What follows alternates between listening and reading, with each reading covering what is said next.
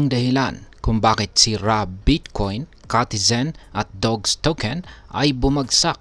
Yan po ang siyang ating pag-uusapan sa video na ito. Pero bago po tayo magpatuloy ay nais ko lamang po munang bigyang linaw ang aking disclaimer kung saan ang nilalaman po ng video na ito ay hindi po ito isang financial advice.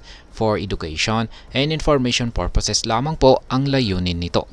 At ayan mga ka-crypto, unang-una po sa lahat ay ang Rob Bitcoin or RBTC na token ng Rocky Rabbit ecosystem ay bumagsak po mula sa 50 digits 7 noong September sa presyo ngayon na 50 digits 37. Ang market cap naman nito ay bumaba mula $63 million sa $47 million. Ang pangunahing dahilan dito ay ang kanyang massive sell-off na nangyari pagkatapos ng airdrop. Maraming holders ang nagbenta agad ng kanilang tokens para maiwasan ang initial drop ng presyo. Ito ay isang common na strategy sa crypto world, lalo na sa mga to-earn tokens. Yan, ang sunod naman ay ang Katizen. Itong si Katizen ay isa na rin po siyang popular na cat theme na game token.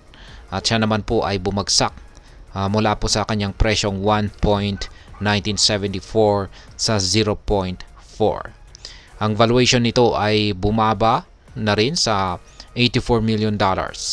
Ang pagbaba ng Katizen ay dahil din po sa massive sell-off pagkatapos ng airdrop.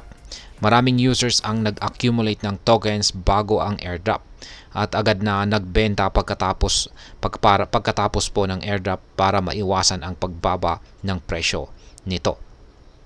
Ayan. Ang Dogs token naman ay isa na rin po itong sikat na Telegram cryptocurrency at bumagsak din ito mula po sa presyong 20 digits 11 noong September sa presyong 30 digits 65. Ang dahilan ng pagbagsak nito ay pareho rin kay Rob Bitcoin at Katizen. Ito ay ang massive sell-off pagkatapos ng airdrop. Ang mga holders ng to-earn tokens ay kadalasang pong nagbebenta agad pagkatapos ng airdrop para maiwasan ang initial drop ng presyo. Ang isa pang factor na nag-contribute sa pagbagsak ng tokens na ito ay ang broader sentiment sa crypto market. Ang Crypto Fear and Greed Index ay nasa fear zone na or ito ay nasa 37. Ayan at ang fear zone na 37 ay nagpapakita po ito na maraming investor ang cautious ngayon. Si Bitcoin ay bumaba naman sa presyong $60,600 at ang total market cap ng lahat ng cryptocurrencies ay bumaba rin sa $2.1 trillion.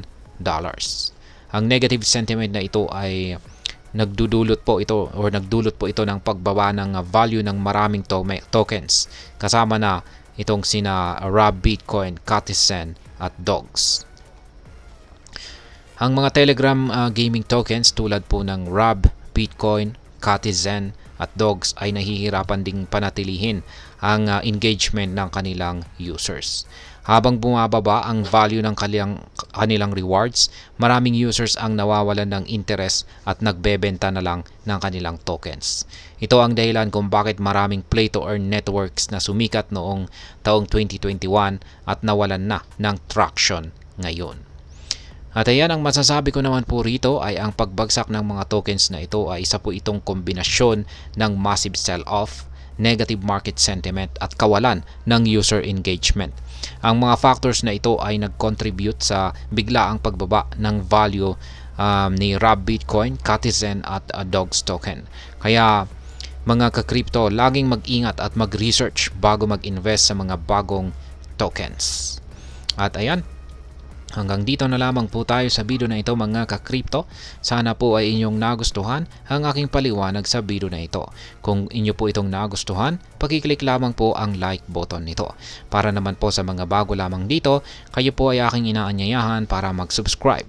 Pakiclick na rin po ang bell icon nito dahil ito po ang siya magsisilbing notification nito sa mga bago kong videos na akin pong ina-upload sa aking YouTube channel na ito.